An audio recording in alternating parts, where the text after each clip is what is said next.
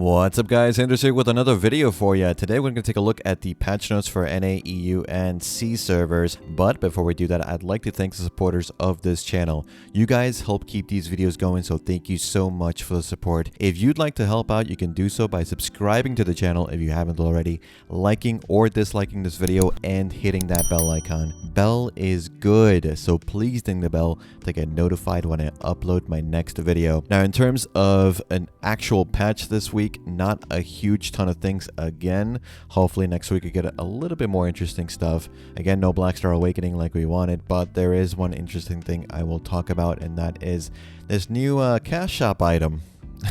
Unfortunately, we have this new method of getting one more copy. So once you already tag a character to another class that you want and you copy over the gear, you can then additionally copy one more item. But to do that, you have to buy a cash shop item, and it's going to cost you probably 10 to 12 euros or dollars, depending on what the conversion rate is going to be. It's 300 pearls in Southeast Asia server, which kind of more or less is close to what a value pack costs, but again, pricing for each region is different. I believe it's going to be around 10 to 12 euros. We'll see when it goes live. The way to get your Kudum and Nuber tagged now is if you buy this cash shop item. There's also a Night Vendor update. So Night Vendor has been basically dead content for a while. Not super useful for a very long time, especially since it came out. It was like the way to get a dandy box back in the day. But now you don't really have much use for it. So what they've done is they've added a lot of new items, specifically Kaphra Stone bundles and Advice of Valks. You can get Advice of Valks from plus 20 to plus 100, which is huge. There's also Manos accessories, a bunch of new accessories that we got from Odalita. So a lot of ways to get those items, but of course, not super likely that you're going to see 100 Valks all the time. So they've done an event where now Night Vendor rolls are half off. So that means instead of 50 energy, it's 25 energy. That's going to last about 2 weeks. There's also an item drop event plus 50% on all servers except Arsha. So that's another 2 weeks of that as well. Basically just them trying to tell you, hey, please, we know Cyberpunk is coming out. Please play our game as well if you can. Karanda, Stormbringer Karanda is also out, the next one in the sequel of many buffed world bosses.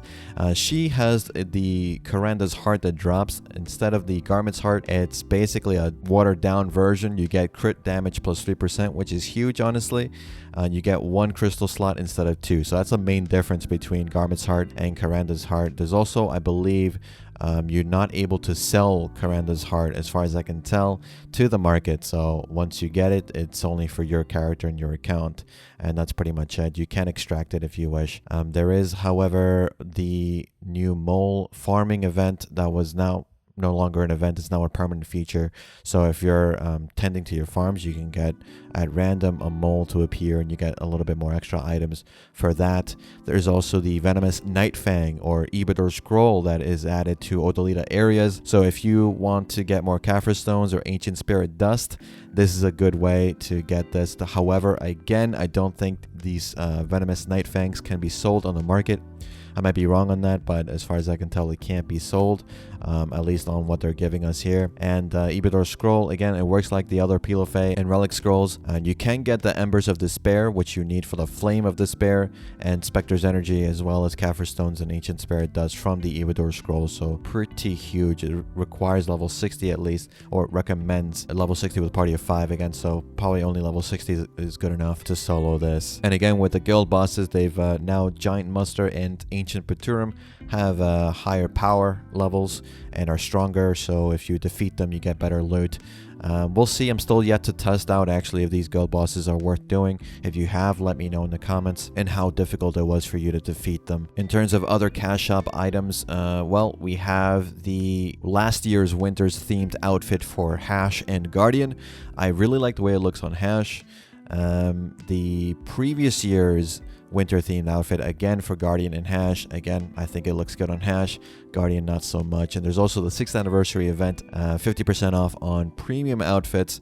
on each class. However, it's one purchase per class, so keep that in mind. Still a crazy good deal, even if you're looking for just crons or a cheap outfit for your class. There's also the event Winter Bearing Egg, which is an item that you'll get on your challenge tab. That's mainly for the Calpheon event that's happening on the 12th of December.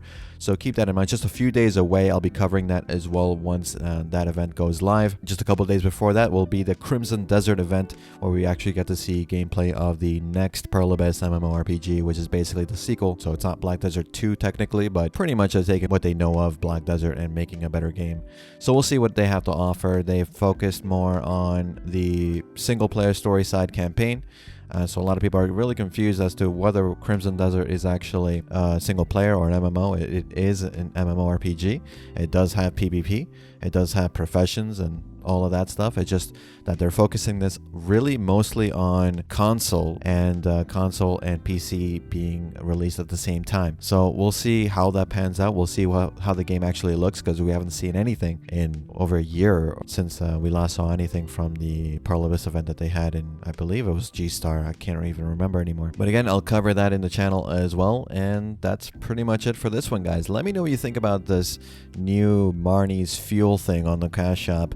Do you think it's a good idea? Do you think we're going to have an in-game method of getting the Nuver and Kudum both tagged? Let me know in the comments. And as always, guys, thanks again for watching. Thanks for listening.